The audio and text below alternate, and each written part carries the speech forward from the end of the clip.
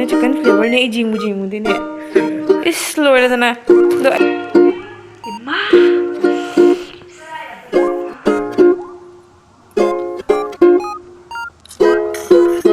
ji mamit anta jinga lawni mni oi ma nga sangang ni jingi ne oi ma anga ka ne to ji ko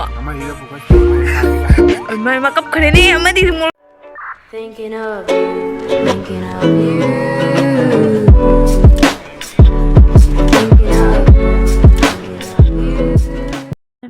welcome back to my channel. The ma'am ay ngasi vlog ne ayuktagi hokak jam namjarama bane ba do jing madam wazaram dra ma'am kai no hangde bo shauning mana do se ga ma'am khoi da chana ngasi sakranti gi lai khoiram gare do sina lining thogi atate lai so na marna hairukat na khonna tawre ngasi kise roji hejik maki project work tawri kari project ni science या social science की project तो री करी ना जी दो सी जी एक तो high बनी हमना प्रोजेक्ट तो लो कमेंट तो गिजेंगे कलर का था दो रो कलर थारा बजर कौन रंबल लोरे लाई है लोग से लो थोड़ा रो दरो इंगांग अनी उनका स्वाद लगी है जा भाई इंगांग है ना अखोई ngasi fi myam se yong myam ngarang do cha halak pe gi ne ba wahati de halak pe fi myam se sudok pe tori myam se yong sau doi ba do ra si cha doi ba ate sai jamo cha sa na si cha doi ama si de ka da hora ba hawani he ai ti lu se cha ningi ko Saraswati दकत पे की सुनने सुना ओहो no हम मुने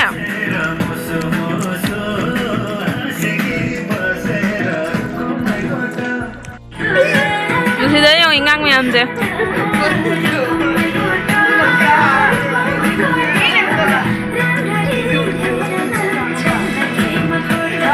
어 분님아 how bro चादी बोना नंदी ओबो हर्षिता ओबो चारो निंग चुप्पू दुमाइना चुप तो नहीं दु अम्मन दुम हाइदु नुशीबना नो सिंजे कमाई तौदोइनो ने फाउरसिरो फाउरगे जाय फारगे दा नहान की पेथादो नि प्याम खोहाव मा अनि सिनम निंग दा कसार कॉलेज वोमेन कॉलेज एन तौ लेरे ये जे बुबोय जे लाई बुबोक त मसान नै ते हने सलाइन काप के लाइब चोगे मुई लेगी मैम चोंगी फुजत्रा दो ma'am I ngasi se horan ne nongthang da dinner gi oina ko hoi nalin lai na do mak to pakora pizza gen tene ban han gi pakora do jam hawe ba do na pakora se thongba gi haina kum ngasi janam ke kara dum hajik te he thamani bai na horan mamma ga di kumai he kani do na hajik sanda ta dringai se ga hek na be hin changai ni mana masing ne ke kara sing mana dai fadigom dai जेंदे sorry जन्म ने हेक Paige दो हेक लागे ma'am से की जोंने पेरुक से फसरा पेरुक से आई दिने को पेरुक से दिसि आलू गा तौरगा ने हिंगने इरोन बदो अदु दो हावबनो माय मनम दो जम पामी बो दो सी गदंग न दिको आनी इरोन जाने अतै दी हौदी स्वाय दा हौई तने दम त हेके मैम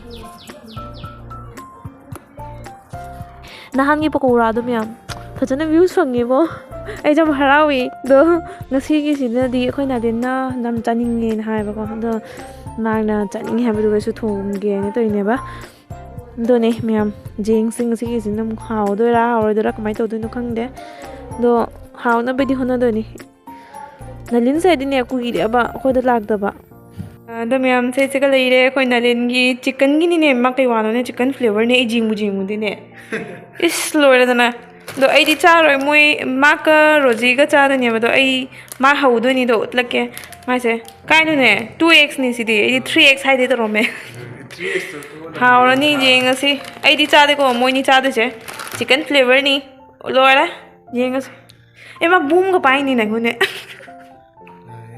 ꯃꯍꯤ ꯉꯥꯛꯇꯅꯤ ꯁꯦ ꯃꯥ ꯑꯁ ꯃꯅꯝꯁꯤꯗꯤ ꯁꯤꯅ ꯀꯩꯅꯣ ꯑꯩꯈꯣꯏꯒꯤ ꯄꯤꯖꯥ ꯃꯊꯛꯇꯒ ꯆꯥꯏꯕ ꯇꯥꯏꯞꯀꯤꯗꯣ ꯃꯁꯥꯂꯥ ꯑꯗꯨꯝ ꯗꯨꯖꯪ ꯃꯁꯂꯥ ꯀꯩꯀꯥꯗꯤ ꯅꯠꯇꯦꯗ ꯑꯁ ꯙꯅꯥ ꯄꯨꯗꯤꯅꯥ ꯚꯠ ꯄꯨꯗꯤꯅꯥ ꯍꯥꯏꯇꯥꯔꯦ ꯄꯨꯗꯤꯅꯥꯒ ꯍꯥꯞꯄꯗꯤ ꯌꯥꯔꯣꯏ ꯁꯤꯗꯤ ꯆꯤꯡꯒꯅꯤ ꯆꯤꯡꯒꯗꯧꯅꯦ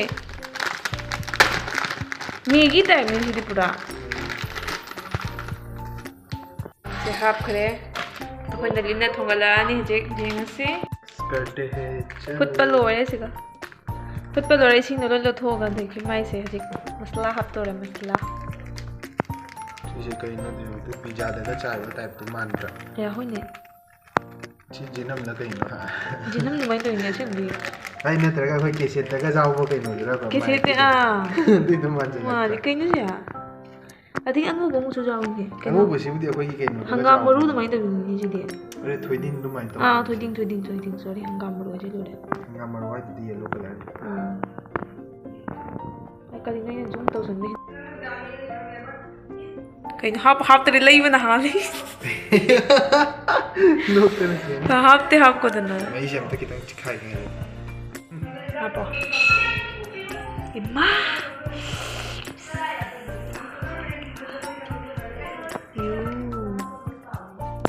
ꯃꯤꯌꯥꯝ ꯀꯣꯔꯤꯌꯟ ꯃꯅꯤꯡꯂꯛꯀꯥꯏꯅꯤ ꯑꯩꯈꯣꯏꯗꯤ ꯁꯤ ꯃꯣꯔꯣꯛꯁꯤꯅꯤ ꯌꯥꯝ ꯍꯥꯎꯋꯤꯁꯦ ꯂꯣꯏꯖꯔꯦ ꯃꯤꯛꯁ ꯇꯧꯈ꯭ꯔꯦꯗꯣ ꯌꯦꯡꯉꯒ ꯀꯂꯔꯁꯤ ꯌꯦꯡꯉꯦ ꯁꯨꯃꯥꯏꯅ ꯇꯧꯕꯅ ꯃꯤꯛꯁ ꯇꯧꯈꯥꯏꯔꯅꯤ ꯃꯆꯨꯁꯤꯗꯤ ꯁꯤ ꯃꯩꯁꯤꯅꯦ ꯑꯩꯅ ꯌꯥꯝ ꯆꯪꯉꯦ ꯖꯦꯔꯨꯝ ꯑꯣꯝꯂꯦꯠꯀꯗꯣ ꯁꯤ ꯑꯩ ꯐꯖꯅ ꯇꯣꯠꯇꯣꯏꯅꯤ ꯖꯦꯔꯨꯝꯒꯗꯣ ꯑꯣꯝꯂꯦꯠ ꯍꯥꯏ ꯁꯣꯔꯤ ꯕꯣꯏꯜꯅꯤꯅ ꯖꯦꯔꯨꯝ ꯕꯣꯏꯜꯗꯣ ꯄꯨꯔꯥ ꯀꯣꯔꯤꯌꯟ ꯁ꯭ꯇꯥꯏꯜꯗ ꯉꯁꯤꯗꯤ ꯇꯧꯔꯒꯦ ꯍꯣꯏ ꯃꯣꯏꯗꯤ ꯀꯩ ꯍꯥꯏꯒꯅꯦ ꯀꯩꯅꯣ ꯑꯃꯁꯨ ꯆꯤꯛꯇ ꯍꯥꯏꯅꯦ ꯀꯣꯔꯤꯌꯟ ꯃꯤꯁꯤꯡꯁꯦ ꯆꯤꯛꯄꯅꯤꯅꯦ ꯀꯔꯤ ꯑꯣꯛꯇꯣꯄꯁ ꯆꯤꯛꯀꯦ ꯍꯥꯏꯔꯣ ꯑꯣꯛꯇꯣꯄꯁꯇꯤ ꯅꯠꯇꯦ ꯑꯗꯣ ꯀꯣꯕꯤ ꯃꯅꯥ ꯑꯗꯨꯃꯥꯏꯅ ꯇꯧꯕꯗꯣ ꯀꯩ ꯍꯥꯏꯒꯅꯤ ꯑꯅꯤꯁꯦ ꯑꯩꯉꯣꯟꯗ ꯎꯠꯂꯒ ꯆꯥꯗꯤ ꯇꯧꯏꯕ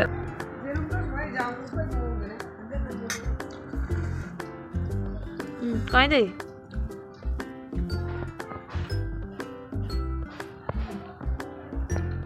ꯀꯃꯥꯏꯅ ꯇꯧꯏ ꯁꯥꯕ꯭ꯔꯥ ꯌꯥꯝ ꯁꯥꯗꯦ ꯈꯔꯒ ꯌꯥꯝ ꯆꯥꯈꯣꯗꯅ ꯅꯪ ꯑꯁꯝꯅ ꯍꯨꯛꯇꯨꯝꯅꯦ ꯃꯈꯥꯔꯣꯝꯗ ꯀꯩꯅꯣꯅꯦ ꯑꯗꯨꯃꯥꯏꯅ ꯆꯥꯒꯗꯕꯅꯤ ꯅꯨꯗꯜꯁ ꯆꯥꯕ ꯍꯥꯏꯗꯣ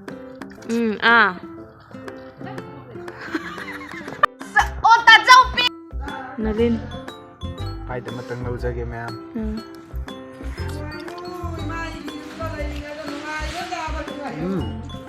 ꯃꯥꯁꯤꯅ ꯖꯦꯔꯨꯝꯒ ꯍꯨꯛꯈ꯭ꯔꯦ ꯖꯦꯔꯨꯝꯁꯦ ꯍꯥꯟꯅ ꯁꯨꯃꯥꯏꯅ ꯇꯧ ꯃꯅꯤꯒꯤ ꯖꯦꯔꯨꯝ ꯃꯥꯏ ꯃꯍꯤ ꯁꯤꯡꯕ ꯌꯥꯝ ꯍꯥꯎꯋꯦ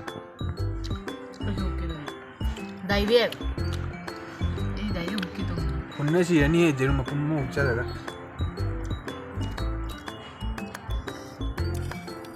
ꯀꯩꯅꯣꯁꯤꯒ ꯆꯥꯕꯗ ꯍꯥꯎꯋꯤ ꯅꯠꯇ꯭ꯔ ꯇꯥꯆꯧ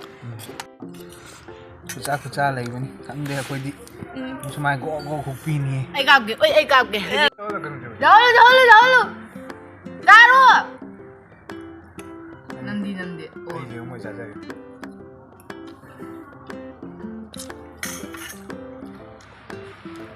ꯍꯣꯏ ꯁꯤꯁꯦ ꯐꯣꯀꯁ ꯌꯥꯔꯦ ꯃꯣꯔꯣꯛ ꯁꯥꯗꯦ ꯌꯥꯝ ꯍꯥꯏꯕꯅꯤꯕ ꯃꯁꯤ ꯌꯥꯔꯦ घंटी बजा दी ꯌꯥꯔꯦꯅꯦ ꯃꯨꯊꯠꯂꯣꯅꯦ ꯃꯨꯊꯠꯂꯣ ꯍꯥꯏꯔꯦ ꯁꯨꯝ ꯀꯥꯞꯅꯤ करूम तो हुई ꯇꯥꯕ꯭ꯔꯣ ꯆꯤꯈꯥꯏꯈ꯭ꯔꯕ ꯑꯩꯗꯤ ꯂꯣꯏꯔꯦ ꯑꯩꯒꯤ ꯃꯆꯤꯟꯗ ꯁꯨꯡꯒꯤ ꯃꯌꯥꯝꯁꯦ ꯃꯄꯤ ꯆꯦꯜꯂꯦ ꯁꯥꯁꯨ ꯁꯥꯏ ꯌꯥꯝꯁꯨ ꯁꯥꯗꯦ हावड़ा मोटू लोरबा ꯁꯤꯅꯕꯨ 3x ꯆꯥꯅꯤ ꯀꯥꯏꯅ ꯀꯩꯅꯣ ꯑꯣꯏꯔꯝꯗꯣꯏꯕ ꯅꯍꯥꯟꯒꯤꯗꯣ ꯀꯌꯥꯅꯣ ꯑꯩꯈꯣꯏ ꯆꯥꯏꯗꯣ 3x ꯑꯗꯨꯒꯤ ꯑꯩꯗꯤ ꯑꯅꯤꯇꯪ ꯆꯥꯍꯧꯕꯅꯤꯅ ꯑꯗꯨꯒꯤꯅꯤ ꯁꯥꯗꯣꯏꯗꯣ. ꯉꯁꯤꯗꯤ ꯁꯤ ꯃꯃꯤꯠ ꯑꯝꯇ ꯆꯤꯡꯍꯜꯂꯧꯅꯤ ꯃꯨꯅꯤ. ꯑꯣꯏ ꯃꯥ ꯉꯁꯪ ꯉꯥꯡꯉꯦ ꯆꯤꯡꯉꯤꯅꯦ. ꯍꯩ ꯑꯣꯏ ꯃꯥ. ꯃꯈꯨꯠꯇꯒ ꯂꯣꯏ ꯄꯣꯛꯑꯅꯤ. ꯍꯦ. ꯆꯤꯅꯤ ꯆꯥꯎꯗ꯭ꯔꯣ? ꯍꯠ. ꯑꯃꯗꯤ ꯉꯁꯪ ꯉꯥꯡꯉꯦ. ꯏꯃꯥ. ꯅꯣꯏ ꯅꯁꯛꯁꯤꯡꯗꯣ ꯎꯕꯗ ꯑꯩꯕꯣ ꯍꯨꯃꯥꯡꯒ ꯀꯥꯔꯦꯅꯦ ꯇꯧꯔꯤꯁꯤꯕꯣ. ꯑꯃꯁꯤꯗ ꯐꯣꯀꯁ ꯄꯤꯌꯨ ꯑꯃ ꯁꯥꯗꯦꯒ ꯍꯥꯏꯔꯝꯕꯅꯤ. ꯑꯣꯏ ꯃꯥ ꯀꯞꯈ꯭ꯔꯦꯅꯦ ꯑꯃꯗꯤ ꯃꯣꯔꯣꯛ ꯁꯥꯃꯟꯒꯤꯅ. ꯀꯞꯇꯦ ꯑꯩ ꯅꯣꯛꯑꯒ ꯀꯩꯅꯣ ꯍꯥꯏꯕꯅꯦ. ꯃꯃꯤ ꯆꯤꯡꯒꯦ ꯃꯨꯅꯤ. ꯃꯃꯤ ꯆꯤꯡꯒꯦ. ꯍꯥꯏꯅꯤ ꯀꯞꯇꯦ. ꯃꯥ ꯀꯁꯝ ꯀꯞꯄꯤ ꯅꯠꯇꯦꯅꯦ. ꯑꯗꯨ ꯃꯌꯥꯝ ꯑꯩꯈꯣꯏ ꯅꯂꯤꯟ ꯉꯁꯥꯏꯒꯤ ꯑꯦꯛꯁꯤꯗꯦꯟ ꯇꯧꯕꯩꯅꯦ. ꯃꯥꯒꯤ ꯈꯣꯡ ꯃꯄꯥꯗꯣ ꯈꯔ ꯀꯩꯅꯣ ꯇꯧꯋꯦꯕ. ꯏ ꯄꯨꯜꯂꯦꯕ ꯑꯗꯨꯅꯅꯦ. ꯁꯦ ꯍꯧꯖꯤꯛ ꯃꯩ ꯍꯧꯒꯠꯂꯅꯤ. ꯑꯗꯩ ꯁꯤ ꯈꯥꯡꯁꯦ ꯊꯥꯡꯒꯠꯂꯒꯅꯦ ꯂꯩꯉꯣꯏ ꯉꯧꯗꯣꯏꯕ. ꯑꯗꯒꯤ ꯂꯩꯉꯣꯏꯗꯨꯅꯅꯦ ꯃꯈꯣꯡꯗꯨꯒꯅꯦ ꯌꯩꯕꯤꯗꯣꯏꯕ. ꯁꯤ ꯁꯨꯃꯥꯏꯅ ꯇꯧꯔꯒꯅꯦ. ꯁꯤ ꯉꯁꯥꯏ ꯑꯌꯨꯛꯇ ꯇꯧꯔꯝꯕꯩꯅꯦꯕ. ꯑꯗꯣ ꯑꯗꯨꯝ ꯇꯧꯗꯣꯏꯅꯤ. ꯍꯧꯖꯤꯛ ꯃꯩ ꯍꯧꯒꯠꯂꯒꯦ. ꯑꯗꯨꯁꯨ ꯃꯌꯥꯝ ꯃꯩ ꯊꯥꯒꯠꯂꯒ ꯇꯧꯔꯤꯅꯦꯕ. ꯆꯤꯡꯃꯤꯟꯅꯔꯁꯤ. ꯃꯩꯁꯤꯁꯨ ꯁꯨꯃꯥꯏꯅ ꯁꯨꯃꯥꯏꯅ ꯃꯩꯁꯦ ꯈꯔ ꯀꯩꯅꯣ ꯇꯧꯔꯦ. ꯑꯣꯀꯦ.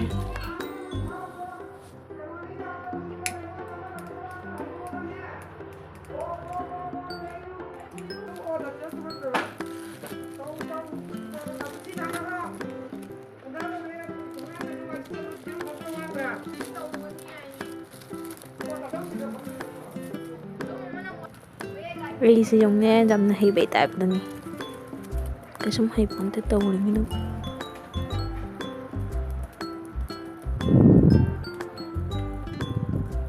ꯃꯥ ꯆꯥꯛꯏꯅꯦ.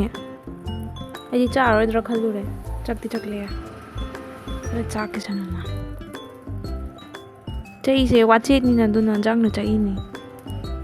ꯑꯗꯣ ꯁꯤ ꯊꯥꯡꯒꯠꯂꯛꯑꯒꯦ ꯍꯧꯖꯤꯛ.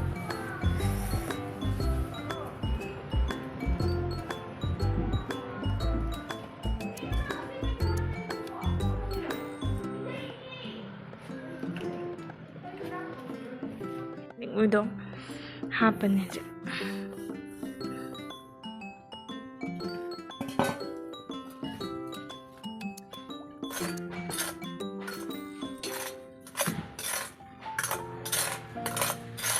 ꯂꯣꯏꯔꯦ ꯉꯧꯕ. ꯑꯩꯈꯣꯏ ꯅꯂꯤꯟ ꯄꯤꯖꯔꯅꯤ ꯍꯧꯖꯤꯛ.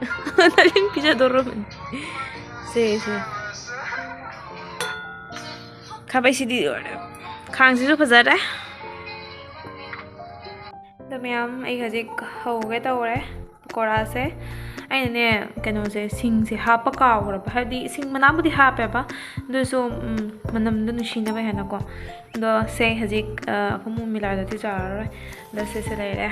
ꯁꯤꯡꯉꯩꯅ ꯍꯧꯖꯤꯛꯀꯤ ꯁꯣꯛ ꯇꯧꯕꯩ ꯍꯥꯞꯄꯅꯤ. ꯑꯗꯣ ꯈꯥꯡꯁꯨ ꯊꯥꯡꯒꯠꯈ꯭ꯔꯦ. ꯑꯗꯣ ꯑꯩ ꯍꯧꯖꯤꯛ ꯕꯣꯔꯥꯁꯦ ꯍꯧꯒꯠꯂꯛꯑꯒꯦ. ꯄꯀꯣꯔꯥꯁꯦ ꯍꯥꯟꯅ ꯂꯣꯏꯁꯤꯜꯂꯒ ꯊꯝꯃꯒꯦꯕꯀꯣ. ꯑꯗꯨ ꯑꯣꯏꯔꯒ आलूदो कोना तौरगे आलूदो हजिक थांगतखरे दो जिंगमिनरसी मियाम नहांगी पकौड़ादो असेंगमिनिबो खुहाव अमा तौई कमाय तौइनो हंगदे दो ngasisu लाइ खरमगे हाउनबेको नलिन हदि नलिन सु चाजनिंगेबा मासु हाउयेन हाबदो दो खंगदे जेंगसे मियाम होरेन थोंग लोरगा खंगबा हाइदुनी साइ तौरे पकौड़ासे खरा ओंदो पीरगे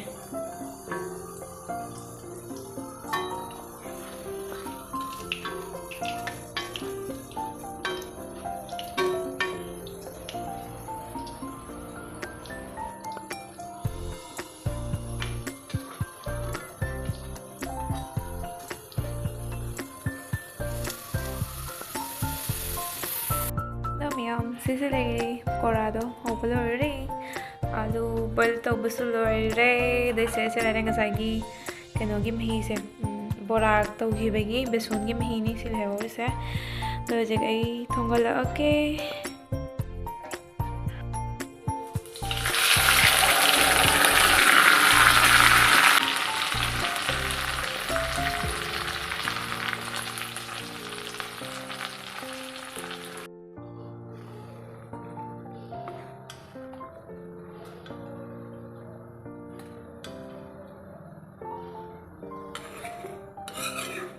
मसला से अंत पचना मिलन याना